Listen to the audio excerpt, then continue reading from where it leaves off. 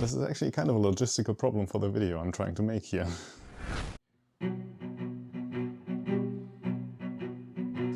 Hey everyone, back with another video, and what I want to try and answer today is what makes a messer.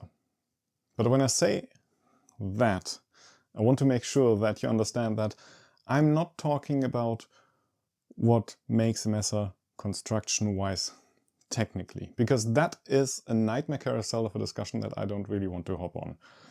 It's really kind of confusing and complicated if you try to get into the nitty-gritty of it. There are things that look like longswords that are construction-wise rather messers. There are things that look like a proper messer that construction-wise aren't really some. The whole thing has become a meme to a degree where I have teased Adam Bodoric in the past by sending him pictures of forks and then just asking him if maybe these could be considered messers, really. Because there are a lot of things that are commonly understood as things that make a messer that aren't really so. Generally the grip slaps, but not always. Generally a nagel, but not always. We don't really have a blade form or anything to tie it to. Is it the cross or not having a cross? No, not really. Having a cap or a pommel? No. So it's really unclear, is what I'm saying. There's a whole lot of subjectivity to it. People in the past weren't quite as fond of making things fit into categories as we are today. But I still like to think about it. And in the past I've always liked Ruger, where I still don't know where the name is from really, like source-wise, or Bauernwehr. You know, shorter types of messers. And in the past Adam has made some. I've gotten some for club members, but I never got any myself. So I've asked him then, after a while I've asked him again if he could maybe make one. And as luck would have it, he had been thinking about it too, and that led to this piece here that I got. And using that, I started wondering again, like, why does this pretty much still feel like a messer to me? And what would need to happen for that not to be the case? So then I asked Adam if maybe he could, for me, make a shorter variant of it. And that led to this piece here, which is a good bit shorter, has a shorter grip, but, you know, construction-wise, it's still what people would commonly call a messer. It does have a nagel, and that one felt different, really. Now, in the meantime, because Adam was working on another project where he needs colored wood as a grip, didn't quite turn out as he wanted it for that other project, but he made this one, and I really just like the color too much, so I've also got the standard Ruger with a shorter grip, and that felt different again. And then, as kind of a reality check, what I also got before that actually was a not quite sharp variant of the Ruger, because there is a whole lot of work that goes into making a weapon into a training tool. If you want more close-ups and more comparisons, more details about that, I've made a video comparing the two and just, you know, more side-by-sides and everything. But in short, while the training tool should have some flexibility in the blade, you know, to take something out of the thrust and a tip that is at least close to safe, this one here, because of the blade geometry, has absolutely no flex, and the point is not only very, very pointy and dangerous, but also reinforced to make it even worse. This is blunt, this isn't sharp, but it would be absolute madness to try and use it for training, and as a result, this does feel different as much as I like this piece here, really.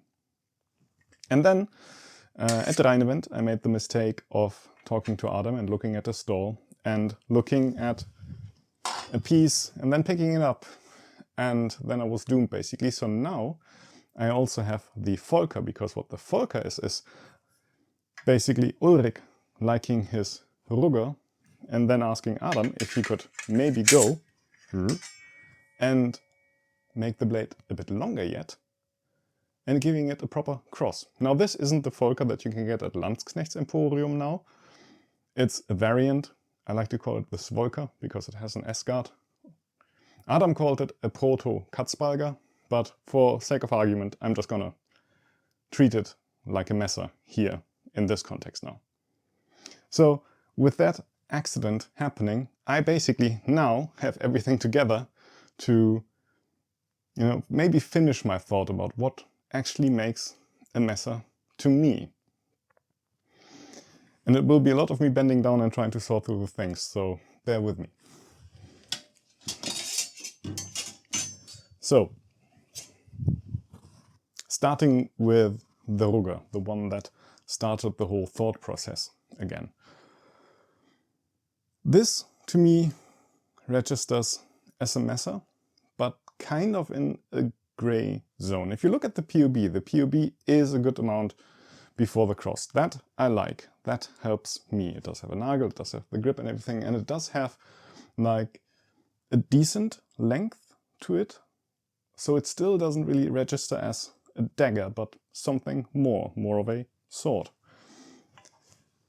Checking out my arm, basically, it's like pretty much arm length. So there's something that I started to think about. Now, going to the shorter variant then. That one doesn't really read messer to me.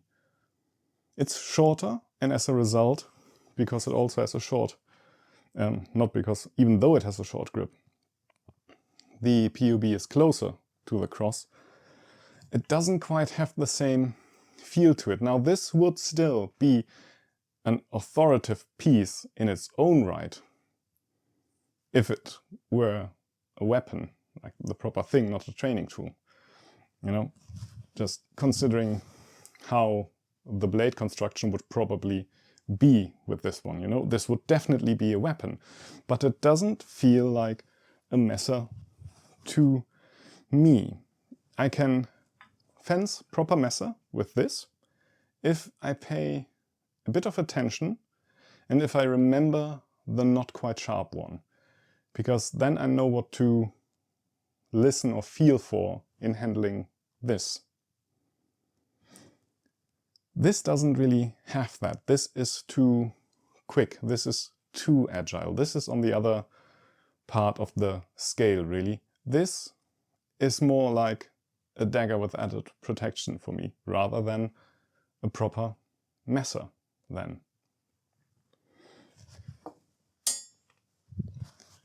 And having this here, which is basically the same, just with a shorter grip, slightly different grip, but still, you know, it has all the things.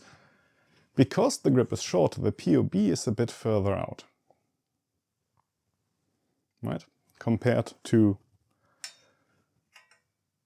the other Rugger. It's not that much, but it is there. You can feel it in handling, and as a result, I think I actually like the short grip variant a little more, because it has more of that feeling to it that helps me fence with it like a messer and not a dagger. And then moving on to the fulka, or the fulka variant that I got, this definitely and undoubtedly is a messer to me. It has a good amount of length, you know, to keep point oriented, like Le Küchner would want. It does have a good POB, more so a bit I think than the standard fulka because of the grip construction. It does have a flattish grip that helps me move the messer around, you know, that whole thing into getting into gewandte Hand and Eber and Stier and all that stuff that I recently made a video about. It does have a nagel for added protection. This definitely is a messer. So, you know, with all these pieces taken together, what makes a messer to me, feeling-wise, for handling, I think comes down to it needs a certain length. Definitely. It can't be too short. Like the fulka, you know, is a bit more than my arm. Then the rugger is basically my arm. This works fine. This is also really nice. So it can be a bit more than my arm or a bit less, but it can't be, you know, like this here. This is too short. And I do need a certain POB out in front of the cross. And it needs to be noticeably out in front of the cross for me to feel right. This here could probably work if the blade was longer, but in this setup doesn't work for me. This here as, like, again, the orientation point for me for how the rugger would actually feel if it were the weapon, not the training tool. This here definitely works. That is not something that you can just flip about and try to rather avoid your opponent's blade and try to score with agility. This needs deliberate handling and works great for seeking the bind, working in the bind, and then thrusting, you know, what arguably Le Küchner really likes. So this is fine, and again, has the right length. So I need the length, I need the POB. It helps if it has a flattish grip so I can work with it and use it for manipulating the position of the blade in my hand. The Nagel really actually is kind of optional, as is the cross, really. It helps having a cross, I like having it. I'm more a fan of shorter crosses, actually. And interestingly enough, as much as this S-guard here protects, it can actually get in the way of some actions like Reißen or something if you want to, like, very closely move around your opponent's blade. So I do like a cross, I do like a Nagel that works, but I don't really need them to feel that this is a Messer and to work with it like a Messer. So these are my stats then that I'll look out for. Length about my armish, a good decent POB that is well in front of the cross, and then optionally start looking into how the grip is made and everything else. Really, in that order. How does that sound for you? Does that make sense? Does that ring true? How do you categorize messers when you look for one? You know, tell me, I'm interested in that. I think I'm getting close to an answer really for myself, but it is a total sliding scale and gray zone, really. And again, don't try to ask people too much what makes a messer technically. They'll get very frustrated, and for good reason. Cheers.